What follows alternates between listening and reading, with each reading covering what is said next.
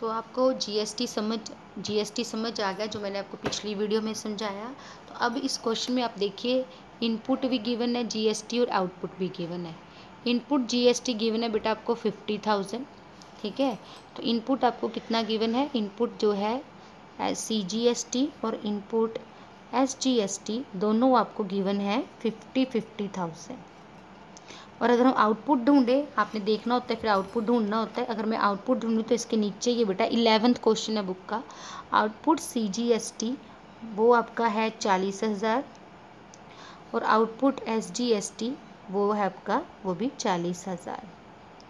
Equal amount होते बेटा, CGST equal amount होगा दोनों का, CGST IGST एक होता है, ये इकट्ठे चलते हैं CGST SGST CGST और इक्वल अमाउंट होते हैं, ठीक है। CGST इनपुट का अगर इतना 50 तो इनपुट SGST भी इतना ही होगा, आउटपुट CGST अगर इतना है तो आउटपुट SGST भी ना।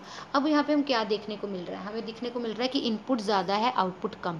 तो हम बैलेंस शीट बनाते टाइम इनपुट ज़्यादा है तो इनपुट ट्रांसफ़र कर देंगे एसेट साइड, बस इतना कम है, इसको भी छोड़ दीजिए। अभी हम बनाते हैं ट्रेडिंग अकाउंट, जहाँ से हमारा एक्चुअल, ये तो मैंने बता दिया कि वर्किंग नोट ऑफ GST कि हमने कैसे करना है। तो अभी हम बनाते हैं, तो हमें पता लग गया कि हमने एसेट साइड डालना है क्योंकि इनपुट जो है वो ज़्यादा है, आउटपुट ज़्यादा होता तो वो लायबिलिटी साइड डालते। अब हम बनाते हैं ट्रेडिंग अकाउंट, प्लीज़ ध्यान से देखिएगा। ट्रेडिंग अकाउंट जो है आपको पहले भी आता है, debit side, credit side, particular amount वो तुम लोग खुद लिख लीजिएगा क्योंकि तुम लोग को इस बारे में पता है। तो सबसे पहले हम ओपनिंग स्टॉक ढूंढते हैं। तो हमारा ओपनिंग स्टॉक है जो गिवन है 1 अप्रैल को 3850, हमने लिख दिया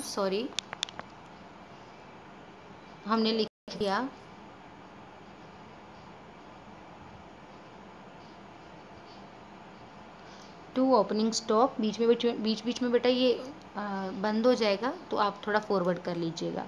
तो 2 ओपनिंग स्टॉक वो हमारा कितना है 3850। फिर हम परचेजेस ढूंढेंगे।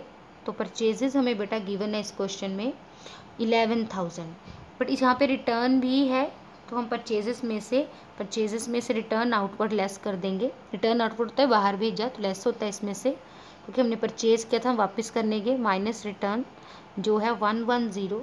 जब इसमें से हम 11,000 में 110 लेस करेंगे तो मेरे पास आएगा 10890, ठीक है। उसके बाद हम सारे डायरेक्ट खर्चे ढूंढेंगे।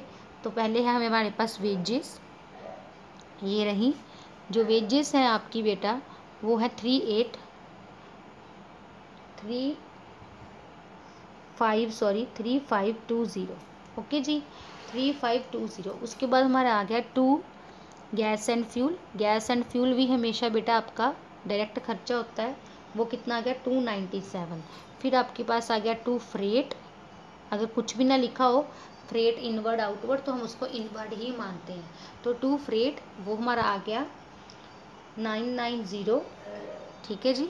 उसके बाद अगर 2 फैक्ट्री लाइटनिंग, अगर सिंपल लाइटनिंग होता तो हम शायद नहीं लेते, उसको इनडायरेक्ट मानते, पर 2 फैक्ट्री लाइटनिंग है तो वो लिया जाएगा। 2 फैक्ट्री लाइटनिंग वो हमारी आ गई है 286, ठीक है। उसके अलावा हमारे पास कोई डायरेक्ट खर्चे नहीं है। अब इस साइड हम सेल लिखेंगे और क्लोजिंग स्टॉक लिखेंगे। तो हमने लिखा पहले बाय सेल्स, तो हमारे पास सेल कितने की है, सेल है हमारे पास 23144 और कोई भी हमारे पास रिटर्न नहीं है। अब हम लिखेंगे बाय क्लोजिंग स्टॉक। आपने बोला मैडम पिछले वाले में तो क्लोजिंग स्टॉक आपने सिर्फ एसेट साइड डाला था क्योंकि वो अंदर था ट्रायल बैलेंस के, बट ये क्लोजिंग स्टॉक आपको एडजस्टमेंट में गिवन है, ठीक है। ये वाला जो क्लोजिंग स्टॉक है आपको ये कहाँ गिवन है बेटा, ये आपको एडजस्टमेंट में गिवन है, तो इसलिए हम जो है इसको कहाँ डालेंगे, दोनों साइड डालेंगे क्योंकि वो बाहर गिवन है क्लोजिंग स्टॉक, ठीक है जी। तो क्लोजिंग स्टॉक जो है वो बाहर गिवन होने की वजह से बेटा हमने इस साइड डाल दिया। अब हम इसको प्लस करेंगे इस दोनों साइड को, यहाँ आ गया 23144, क्लोजिंग स्टॉक डालने पहले 7260, तो यहाँ पे आ गया हमारा 23114 प्लस 7260 वो बनता है हमारा 30404।